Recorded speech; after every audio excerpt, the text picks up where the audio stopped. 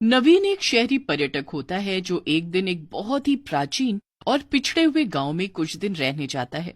तभी जब वो रास्ते में एक हाथगाड़ी पर सवार होकर अपने मकान की ओर जा रहा होता है। अरे भाई साहब, नए लग रहे हो गांव में। हाँ काका, मैं एक पर्यटक हूँ और इस गांव में घूमने आया हूँ। काफी सुंदर गांव है ये, पहाड़ों और नदियों से घिरा हुआ। साहब, जितना सुंदर दिखता है उतना ही डरावना भी है। बस एक सहूलियत देता हूँ, रात को सोने से पहले अपने घर के बाहर एक अच्छा सा पकवान बनाकर रख देना, वरना बहुत बुरा होगा। क्या? ये आप क्या कह रहे हैं काका? मैंने तो घूमते वक्त ही बाहर से खाना खा लिया था। फिर भी मैं जो कह रहा हूँ वो कीजिए, वरना आप बहुत बुरी तरह पछताएंगे। इस गांव में भूखी चुड़ैल का वास है। क्या कहा? भूखी चुड़ैल? नवीन उस हाथगाड़ी वाले की बातों पर विश्वास नहीं करता और बिना बाहर खाना रखे ही सो जाता है।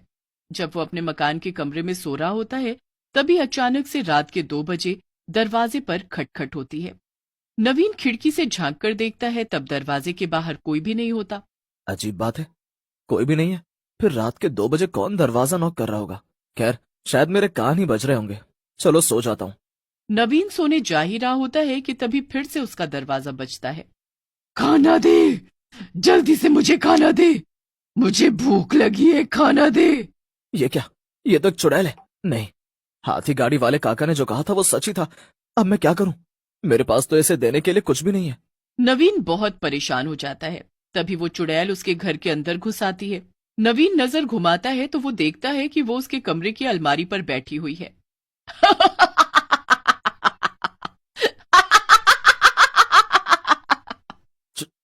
चुड़ैल, तुम अंदर कैसे आ गई? निकल जाओ यहाँ से। तेरी इतनी हिम्मत, तू मुझे निकलने का आदेश देगा? मैं एक सर्वशक्तिशाली चुड़ैल हूँ और आज तूने इस गांव का नियम तोड़ा है। नियम? कैसा नियम? तूने मेरे लिए घर के बाहर खाना ना रखकर बहुत बड़ी गलती कर दी है। अब तुझे उस गलती की सजा भुगतनी होगी। आ, मेरी आंखें! नहीं, नहीं।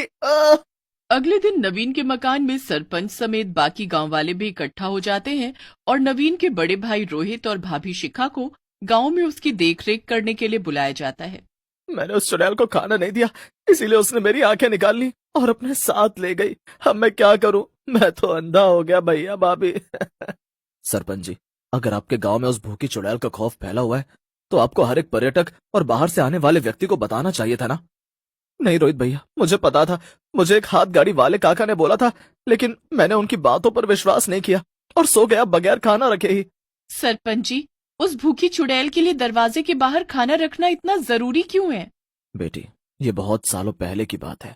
इस गांव में कपालिका नाम की एक औरत अपने पति और सास ससुर के साथ रहती थी, लेकिन वो कपालिका को बहुत मारते थे और उसे खाना न देकर भूखा रखते थे, जिस कारण एक दिन उसकी मौत हो गई और उस दिन से वो चुड़ैल बनकर सबको परेशान कर रही है। लेकिन इस चुड़ैल को रोका भी तो जा सकता है ना। आप लोगों ने कुछ कदम क्यों नहीं उठाया? नहीं, कोई टोना टोटका काम नहीं आया। हमने सब कुछ करके देख लिया, लेकिन वो भूखी चुड़ैल बहुत भयानक और शक्तिशाली है। अगर किसी ने उसे खाना नहीं दिया तो वो उस व्यक्ति के साथ बहुत बुरा करती है और उसे किसी न किसी तरह से अपाहिज करके चली जाती है। हे भगवान! रोहित, तुम देवर जी को यहाँ से ले चलो। ये गांव खतरे से खाली नहीं। यहाँ की भूखी चुड़ैल हमारे साथ भी गलत कर सकती है। हाँ शिखा, तुम सही कह रही हो। नहीं नहीं रोहित बेटा, ऐसा मत करो। अगर तुम दोनों चुड़ैल को खाना दिए बगैर ही गांव से चले गए तो वो तुम दोनों को भी नहीं छोड़ेगी। नहीं सरपंच जी, ऐसा कुछ नहीं होगा। हम दिन में ही निकल रहे हैं आज। हम शहर जाकर देवर जी का इलाज करवाएंगे। हाँ सरपंच जी, ऐसा मत कीजिए। आपको उस चुड़ैल को खाना तो खिलाना ही होगा। हाँ, एक बार जब कोई इस गांव में आता है और वो उस भूखी चुड़ैल कपालिका को खाना दिए बिना ही चला जाता है, तब वो उस व्यक्ति के पीछे हाथ धोकर पड़ जाती है। रुक जाइए और उसे खाना देकर ही जाइए। शिखा और रोहित दोनों सरपंच और गांव वालों की बात नहीं सुनते हैं और अपनी मनमानी करते हुए एक बैलगाड़ी पर सवार होकर नवीन को लेकर गांव से बाहर जाने के लिए प्रस्थान करते हैं। बैलगाड़ी चलाने वाली एक औरत होती है। खामखा सभी गांव वाले हमें कुछ भी कह रहे थे। अच्छा हुआ कि हम जल्दी से इस भूतिया गांव से बाहर निकल रहे हैं। हाँ शिखा, धन्यवाद शिखा भाभी। रोहित भैया, तू चिंता मत कर नवीन, मैं हूं ना, तू जल्दी ठीक हो जाएगा मेरे भाई। तभी अचानक से बैलगाड़ी एक खाई पर जाकर रुक जाती है। ये क्या? ओ बैलगाड़ी वाली, तुम्हारा दिमाग खराब हो गया है क्या? यहाँ खाई पर क्यों लाई हो तुम बैलगाड़ी? तभी वो औरत उनकी बातों का कोई जवाब नहीं देती। अरे कानपुर में हड़ताल है क्या तुम्हारे? सुनाई नहीं दे रहा है क्या? तभी वो औरत पीछे मुड़कर देखती है और उसकी डरावनी शक्ल देखकर रोहित और शिखा के होश उड़ जाते हैं। वो और कोई नहीं बल्कि चुड़ैल कपाल। तुम दोनों को क्या लगा तुम दोनों मुझे खाना दिए बिना इस गांव से चले जाओगे? तुम्हें इस गांव की परंपरा को निभाना चाहिए था, लेकिन तुम दोनों ने अपनी होशियारी दिखाई। अब उस होशियारी की सजा तो भुगतनी ही होगी। नहीं नहीं, छोड़ दो हमें कपालिका, हमें माफ कर दो। हाँ कपालिका, छोड़ दो हमें, मेरे भैया और भाभी को बख्श दो कपालिका। कपालिका कभी किसी को माफ नहीं करती। गलती की है तो सजा तो भुगतनी ही पड़ेगी। कपालिका उन दोनों का गला पकड़ती है और हवा में उड़ते हुए उन्हें खाई के नीचे फेंकने जा ही रही होती है कि तभी अंधा नवीन बैग में रखे बचे हुए समोसे और कचौरियां जैसे तैसे निकालता है और वो कपालिका को चिल्लाते हुए कहता है, कपालिका कपालिका छोड़ दो उन्हें, ये देखो हम तुम्हें समोसे और कचौरियां देंगे, छोड़ दो उन्हें।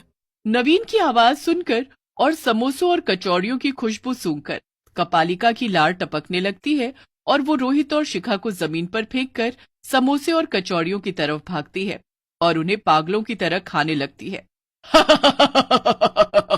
वाह वाह, क्या बात है, वाह वाह वाह वाह वाह। यही सही समय है रोहित, नवीन को अपने कंधे पर उठाओ और भागो यहाँ से। रोहित नवीन को अपने कंधे पर उठाकर शिखा के साथ वहां से भागने लगता है और भागते भागते वो दोनों रास्ता भटक जाते हैं और फिर से गांव में ही पहुंच जाते हैं। ओ नो, अब हे भगवान, अब हम क्या करें? हम तो फिर से गांव में ही लौट आए हैं। अब हमारे पास यहाँ रुकने के अलावा और कोई रास्ता नहीं है। शाम के 6 बज चुके हैं शिखा। शिखा और रोहित अपने साथ घटी हुई घटना के बारे में सरपंच और गांववासियों को बताते हैं। तभी एक गांववासी उन्हें एक थाली भरकर अच्छे अच्छे पकवान बनाकर देता है। ये लीजिए, ये मेरी घरवाली ने खाना बनाया है। ये थाली रात को सोने से पहले दरवाजे के बाहर रख देना, और हाँ, सुबह 6 बजने के बाद ही अपना दरवाजा खोलना। ठीक है, धन्यवाद भाई साहब। मैंने आप दोनों से कहा था कि उस चुड़ैल को खाना देते हुए जाना। माफ कीजिएगा सरपंच जी, हमने आपकी बात नहीं मानी, लेकिन अगर आज देवर जी सही समय पर वो बैग में से बचे हुए समोसे और कचौड़ियां नहीं निकालते तो कपालिका हमें उसी खाई से नीचे ही फेंक देती। रात में शिखा घर के दरवाजे के बाहर खाना रखती है और वो तीनों सो जाते हैं। उनके पड़ोस में रहने वाले बिरजू के दरवाजे के बाहर रखा हुआ खाना एक सड़क का कुत्ता खा लेता है और जब कपालिका ये देखती है तो वो गुस्से में आग बबूला हो जाती है। ये क्या, इस बिरजू ने आज मेरे लिए खाना नहीं रखा, अब ये गया।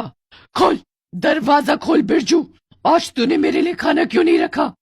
लेकिन ऐसा कैसे हो सकता है? मैंने तो खाना रखा था। मेरा विश्वास करो कपालिका, मैंने खाना रखा था तुम्हारे लिए। झूठ मत बोल बिरजू के बच्चे, आज तो मैं तुझे नहीं छोड़ूंगी, नहीं छोड़ूंगी।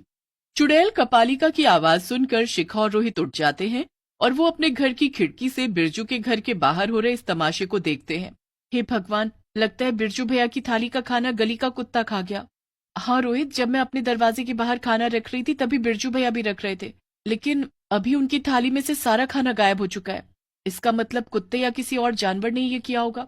रोहित, हम बिरजू भैया को और इस गांव को इस भूखी चुड़ैल कपालिका से बचा सकते हैं। गांव वाले बेवकूफों की तरह इसे रोज खाना देते रहते हैं, लेकिन कभी किसी ने ये नहीं सोचा कि खाना देने के बहाने ही उसे खत्म भी किया जा सकता है। शिखा तुरंत अपने पास बचे हुए खाने को एक थाली में परोसती है और उसमें गांव के भव्य शिव मंदिर से मिली भस्म मिलाती है। अब देखना, इस भस्म से मिले हुए खाने को खाकर कैसे भूखी चुड़ैल कपालिका का अंत होगा। वाह शिखा, इतनी सी बात किसी के ध्यान में नहीं आई कि कपालिका को खाने से मारा जा सकता है। शिखा और रोहित कपालिका के सामने वो खाना ले जाते हैं और उस खाने को देख कपालिका की लार टपकने लगती है। अरे वाह, खाना, बढ़िया बढ़िया खाना। नहीं, ये तुम लोगों ने अच्छा नहीं किया। सभी गांव वाले कपालिका की इतनी तेज आवाज सुनकर जाग जाते हैं और वहां इकट्ठा हो जाते हैं। शिखा बेटी, आज तुमने वो कर दिखाया जो हम अनपढ़ गांव वाले कभी नहीं कर पाए। कभी कभी हम इंसान भी किसी पहेली को सुलझाने के लिए दुनिया भर की तिकड़म लगा लेते हैं, लेकिन असल में उस पहेली का हल तो बहुत आसान ही होता है। धन्यवाद शिखा भाभी, आपने इस गांव को उस भूखी चुड़ैल के कहर से मुक्त किया है। कपालिका जलकर राख हो जाती है। इस तरह अंत में भूखी चुड़ैल खत्म हो जाती है, जिसके बाद रोहित और शिखा शहर जाकर नवीन का इलाज करवाते हैं और साथ ही उस गांव में सभी लोग बिना किसी डर के आराम से रहने लगते हैं।